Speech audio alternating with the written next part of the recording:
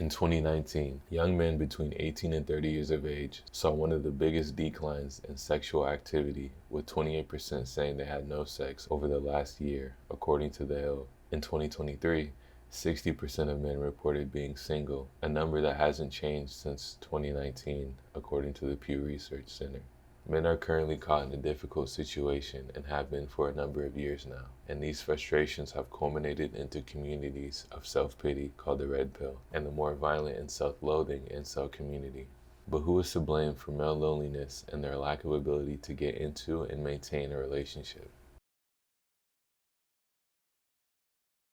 The grand total of the amount of money I made on my very first month on OnlyFans is $15,351.85. You recently started an OnlyFans account, correct?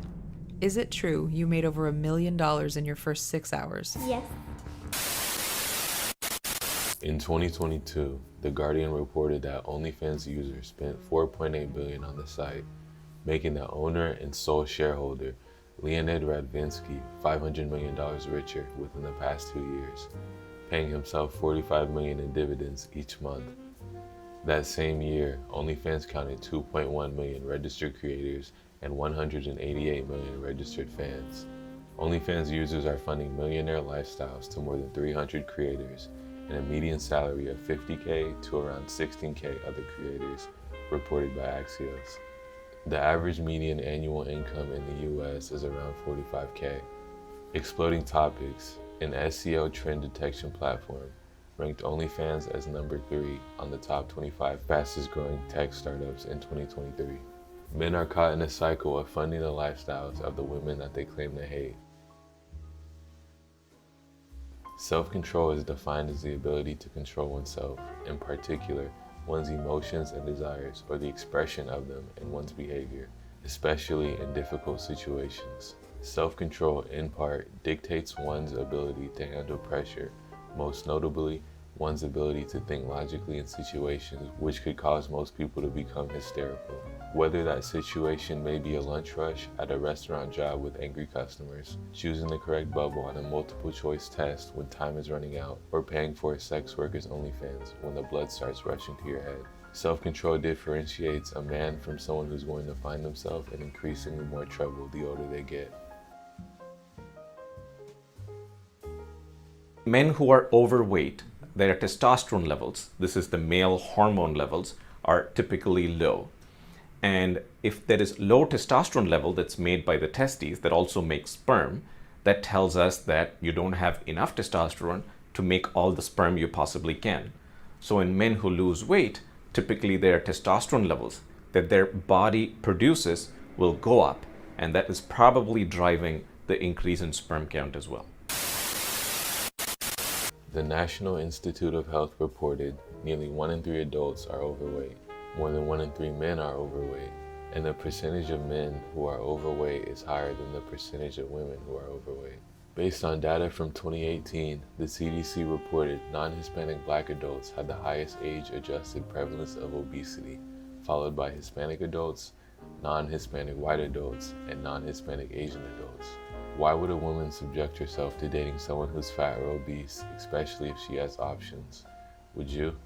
Probably not, if you weren't already fat yourself. Obesity might even affect relationships.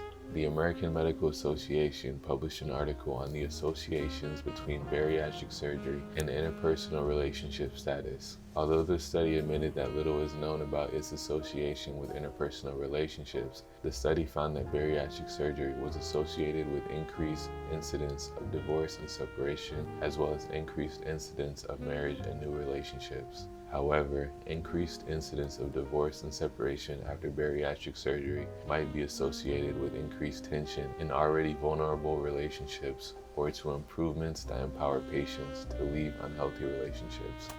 Quick service restaurants in the US were a top seller in industries and markets in 2023, with over 192K franchise fast food restaurants. Furthermore, consumer spending reached over $320 billion in the fast food sector. To nobody's surprise, McDonald's was ranked the most valuable fast food brand in the world in 2022. They were valued at $196 billion. It doesn't help that fast food restaurants are always just a short drive away, especially in low-income areas. However, that's where self-control comes in. The ability to control your desire for fast food because it's quick and easy, even though you have food at the house and are too lazy to cook. According to the CDC, obesity might add up to high blood pressure, type 2 diabetes, stroke, many types of cancer, low quality of life, and mental illness. Men are abandoning higher education in such numbers. They now trail female college students by record levels. So get this, in 2020, the college gender gap has surged. 59% of college students are women, 40.5% of college students are men. In 2021, the Brookings Institute found that women aren't just graduating college at a higher rate than men, but also at high school as well. In fact, since 1972, the year Title IX was passed, the 12-point percentage gap in proportion of bachelor's degrees going to men compared to women had closed by 1982, then widened by 14 percentage points in the opposite direction by 2019. However, correlation doesn't equal causation. Furthermore, women are achieving the majority of all degree types: associates, bachelor's, master's, and doctorate. The United States Social Security Administration reported that men with graduate degrees earn 1.5 million more in median lifetime earnings than high school graduates. Women with graduate degrees earn 1.1 million more. Although the gender pay gap still exists, and likely will for a variety of factors that deserve its own video, in 2022, the Pew Research Center found that in 22 of 250 U.S. metropolitan areas, women under the age of 30 earn the same amount or as more than their male counterparts. Interesting that the age where men are seeing the biggest sexual decline, 18 to 30, is the same age range where women are earning the same amount or as more than men. However, correlation doesn't equal causation. If the red pill community and incels alike agree that women are hypergamous, meaning they seek partners in sexual relationships with people of a superior sociological or educational background, then why would they choose a terminally online high school or college dropout?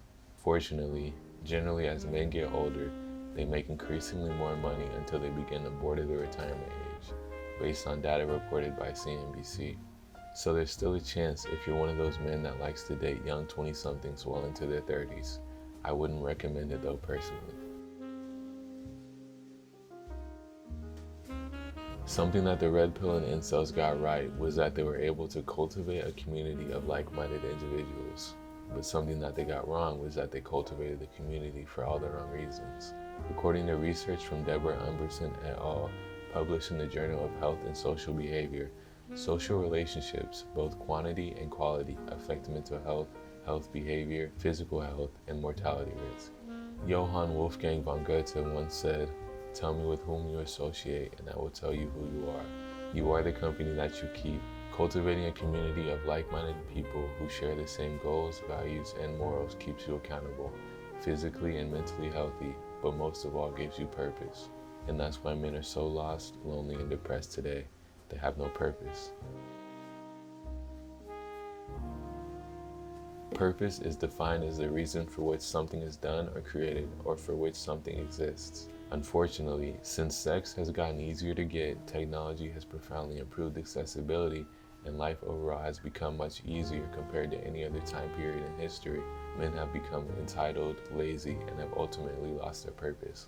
There was a time when men had to prove themselves to a woman or her father to be considered an eligible partner. Now all a man has to do is download a dating app and swipe for a week. Fortunately, old traditions still exist in some places and cultures today, but not so much in the western part of the world.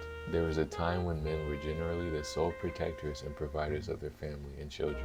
Now people can receive government assistance to take care of themselves and their families. Furthermore, since women have been allowed more agency over their lives, which I completely agree with and think is a good thing, men have not stepped up and adapted, but stepped back and regressed. Finally, and probably most importantly, technology has improved communication and accessibilities in a way that reduces men to their computers and television screens as opposed to going outside and touching grass.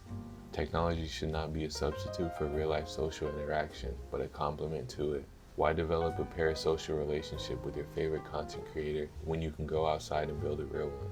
If you are a man and looking for the purpose that you may have lost, then the first step is practicing self-control, taking accountability, and finding a community. You will not be able to control other people, but you can control yourself and how you respond to other people.